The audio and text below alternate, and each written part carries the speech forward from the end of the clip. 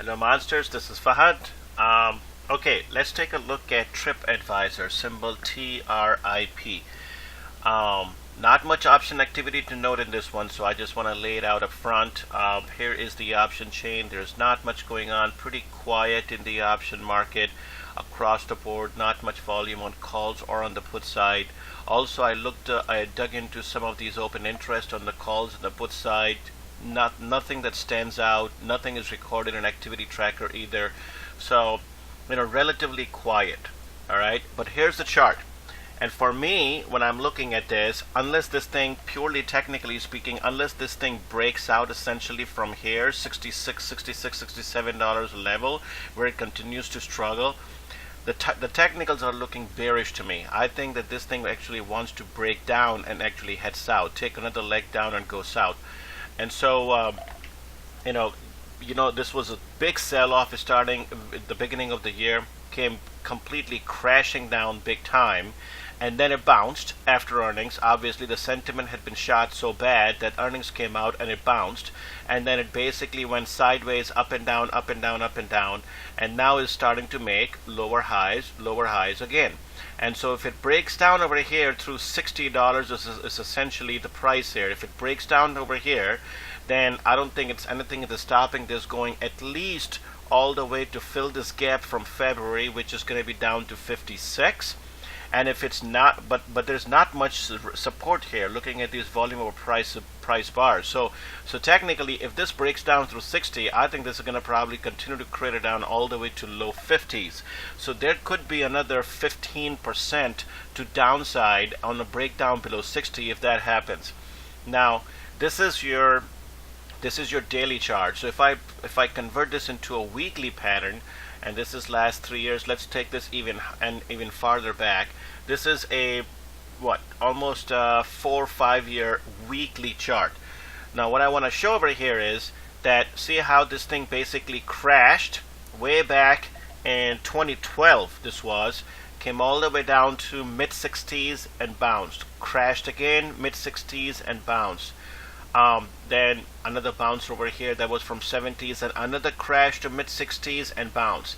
And then finally, after bouncing through this level multiple times, this year in 2016 when it crashed, all right, this time it actually broke down through that level, came all the way down to mid 50s and bounced. So to me, unlike these last couple times, this thing is basically came crashing down, and this time it's not seeing much of a traction. This is forming a large bear flag on weekly charts, like a high volume crash. Unlike these were high volume bounces, high volume bounce, high volume bounce, high volume bounce. This time it crashed on high volume, and now it's starting a bear flag. And so if it starts to roll over here on the weekly chart, what I'm looking at these volume over price resistances and supports, if it crashes right here through $60 a level, I think you're going to see some minor support again around 50, on the weekly chart around 54, but really there's nothing here that's stopping this going all the way down to this level, which is, call it around $46 a level. So that's a pretty steep. That's on the weekly scale, so if it breaks down to 60, this could go all the way down to like 40s, high 40s to $50. So that's good 20% or more to the downside.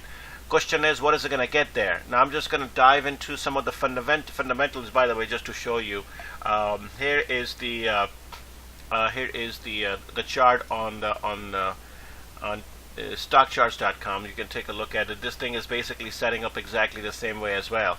So here's tight Bollinger Bands forming. It came up to here at 67.5 multiple times, failed, could not keep up with the broad market rally that continued to power higher. And so now here is the trend. If it breaks down through this, look for this to continue to move south. Earnings are going to be coming out next week on May 4th after market close. That's a Monday, I believe, right? No, that's a Wednesday. Sorry, that's Wednesday of next week after market close. Now, technically speaking, all bets are off. If this thing starts to break out through 66, 67, then potentially power higher. But I don't see the bull case in the fundamentals. What I want to show on the fundamental side is this right here. This note from Credit Suisse. take a close look at this chart. This one came on April 18, so this was last week. Now, Credit Suisse is making a bullish case in this. Despite presenting a bearish view, somehow they're defending their own bearish view, and they're trying to make a bull case out of it, which makes absolutely no sense to me. This chart right here in front of you is revenue per hotel shopper. It's growth, year-over-year growth, revenue per hotel shopper. Now, to quickly give you the background, if you go to TripAdvisor.com, like if I'm just going to go here, this is TripAdvisor website, I'm going to look for a hotel. So I'm just going to say, I want a hotel in Chicago. I want it from May 17 to May 19. Find me a hotel. I'm going to quickly show you what I'm looking at. See, when it pulls up all these hotels, right? You'll see this book now button. Book now, book now, book now. What the hell is that? All right. This is supposed to be their next big thing, this book now button. They also call it instant booking. This was actually launched in 2014, and the company made a big deal about this, that this book now button is going to be incredibly useful, and the company is going to make a ton of money on this. This book now button displays very nicely on mobile handsets. So if you're looking at TripAdvisor website on your phone or a tablet, this is supposed to make the whole shopping experience pretty easy. All right, but so this entire bull case resides on this, but it's not panning out. It's not panning out. I mean, since the company launched the Book Now button, the problem with this Book Now button is that the take rate, the monetization rate on this is literally 30% only of what it used to be several years ago. Basically, the company makes less and less dollars when somebody uses that button, and they call this the growth strategy. I mean, think about this. They call this the growth strategy in hopes of selling a lot more on their website, when the actual take rate with this button being launched way back in 2014, this is supposed to actually increase the total number of sales. So basically sell more volume, but your take rate goes down. Has that happening? No, it's not. Revenue per hotel shopper is declining. It's been declining for a year and a half. Now, what I want to show in this chart is that according to Credit Suisse, and this is according to channel checks. Oh my God, I should really throw my computer out every time I hear that sound. But anyways, according to the channel checks, before April 18, we're only talking about a week and a half ago, Credit Suisse channel checks were looking at revenue per hotel shopper after consistently coming down for a long time. This gray line right here, this revenue per shopper to actually jump from minus 9.4% to call it about minus 6%. Instead, they revised that entire estimate lower last week. Now they think it's going to get worse. According to their channel checks, the first quarter was even worse. It went from minus 9.4% to minus 15%. That's revenue per hotel shopper. Well, if you have that kind of awful revenue, channel checks coming about, then I don't know exactly how the stock is going to hold its technicals on the chart, with this coming up to this technical resistance. Again, going back to the stock charts, if you have that much of deceleration from minus 9% to minus 15%, when they report earnings, most likely this thing is going to basically just crap out. It's just going to go straight down. So that's what I'm thinking. The channel checks are pointing towards that. Another thing that I want to show is this right here. This one comes from RBC Capital. Now, again, I'm focusing on only the points that matter. The company is going to see a revenue growth decelerate from 4% last quarter to only 2% this quarter. The total revenue growth is going to decelerate from 4% last quarter to only 2% this quarter. Right here is discussing that. Only the hotel shopper growth is going to decelerate from 8% it's going to decelerate actually from 10% to 8%. That's also going to decelerate. And most importantly, while their top line revenue growth is decelerating, the EBITDA, the net EBITDA, which is the broad measure for this entire company, is going to get even worse. It's going to be down 500 basis points in Q1. The EBITDA margins are going to be down 500 basis points. More importantly, year over year, EBITDA is going to be down 12%. So not only the top line revenue growth is decelerating, but the actual EBITDA is also is getting even further worse. It's going to be down 12%. Question is why? The reason why that's happening is explained right here. I closed the file already, but in the Credit Suisse chart, basically this TripAdvisor button right here that I'm talking about, this book now instant booking button, this was launched late last year in 2015 in all international markets. This was originally launched in 2014 only in the United States and Canada, and so which did not pan out, and the company continued to basically lose money, and it did not help the total revenue.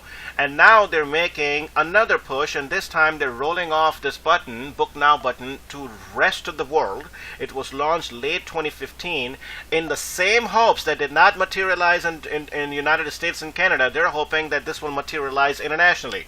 And so the investment, the net investment that's required in this platform to roll this out internationally is hurting margins. Investment, the capital being invested is rising sharply. So EBITDA is coming down, EBITDA margins are coming down, while at the same time top line revenue growth is not working. Okay, it's not helping.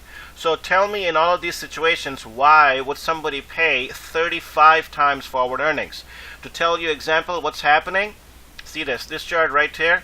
This is your earnings. So right here in the summer of 2014 is when they launched that book now button in hopes this will make a big thing, a big splash. Look at what happened to earnings estimates since then. Down, down, down, down. Cut every time when the company reports quarter. Cut, cut, cut, and then once again in February cut.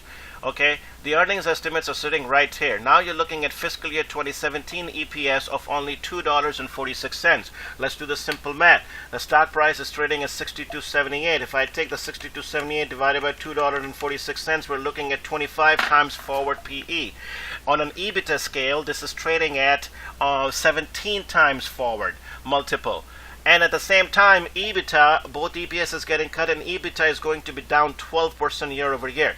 It may actually get even worse because, like I said, that book now button was rolled out in early 2016 to the rest of the world, which means margins are going to be pressured even more. All right, so I just don't see how this thing is going to rebound from here. It just makes no sense. The last one I will tell you is this note from Bank of America talking about the same thing. These are just simply the highlights from the last quarter. How the total revenue was impacted big time and the total inventory is coming down. Blah, blah, blah. A lot of things over here. I'm not going to go into the detail. The bottom line is this. This is the only thing that makes me worry about making this bearish play on this. And keep this in mind. I'm going to be very clear about this. The only thing that I worried about a little bit about this for making a bearish play is because Goldman Sachs, Raymond James, Bank of America, and the last one was Citigroup. Goldman Sachs, Raymond James, Bank of America, Citigroup. These are top tier 1 analysts right out there that cover this stock. They have all gone negative. Every one of them in the last couple months have cut the rating to either sell or underperform. Nobody is expecting good numbers, and so and most other analysts that cover the stock, they have gone from buy to neutral, such as RBC Capital and a few others. So everybody is expecting pretty bad numbers out of this. Nobody likes this company.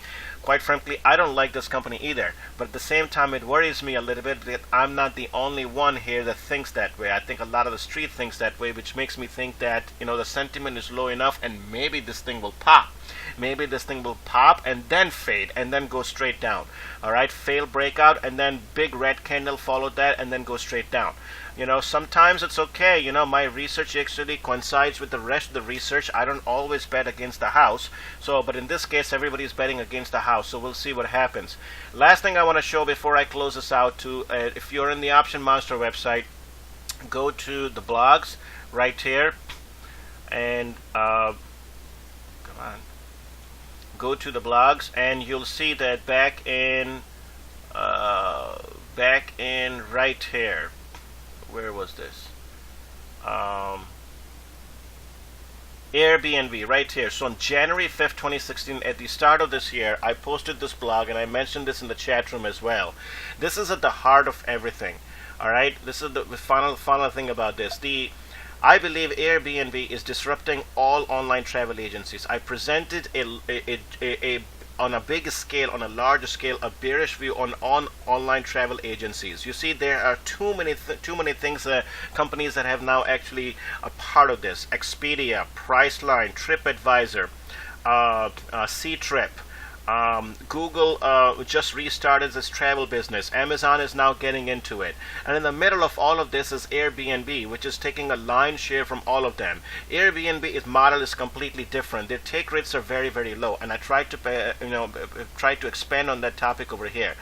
Just quickly, in 2015, so if I make this bigger, you will notice this is a chart you need to pay attention to. In 2015, the online travel agencies, OTAs, their property commissions that they were collecting for selling these these tickets for hotels and airlines or whatever, was between 12 and 18%. This is LTM, means last 12 months, 12 and 18%.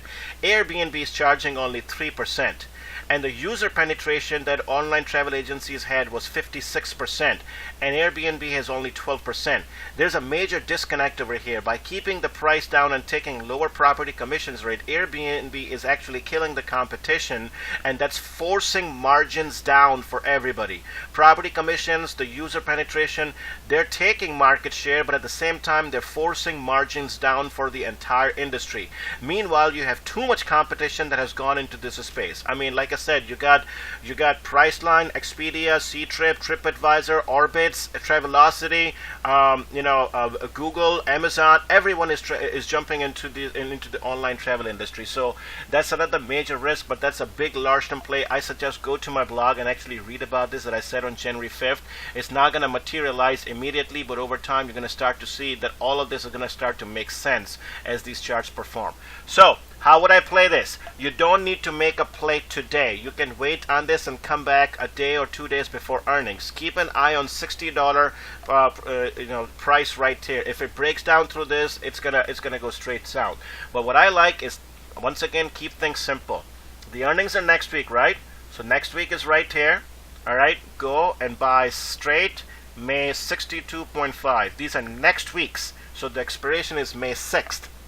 By May 6th weekly expiration, 62.5 strike puts. 62.5 strike puts. The bid and ask currently is 350 to 380.